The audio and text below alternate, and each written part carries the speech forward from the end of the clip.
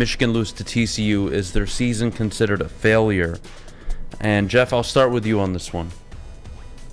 They lose to TCU. This is arguably their best chance to get to a national title game. Yes. Probably their best chance to win the Natty. I wouldn't even say probably. This is the most complete team Jim Harbaugh has ever assembled. The best quarterback he's ever had.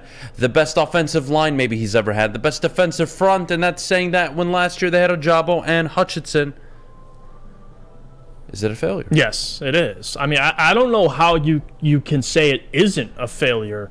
You go to the college football playoff last year, you lose to Georgia. Okay, well, Georgia last year was on a different level than everybody else, but Alabama, until Alabama lost Jamison and John Mechie. But this year, the field's more open.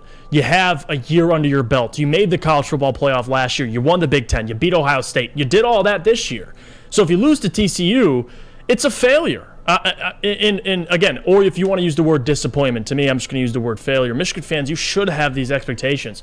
You should expect them to beat TCU. You're a better football team than TCU. And even, let's say Georgia beats Ohio State, which assuming they will, in your rematch with Georgia, Georgia isn't as good as they were last year. They aren't. They don't have as much talent. Now, they're still Georgia, and they're still going to be favored against Michigan. But your expectation should be to win a national championship, or at least get there. That's the goal. To lose to TCU, the goal this year should just be to win a playoff game, let alone win a national championship. If you don't do it this year, last year you got a pass. You lost to Georgia. This year, Adam, if you lose to TCU, to me it's a failure.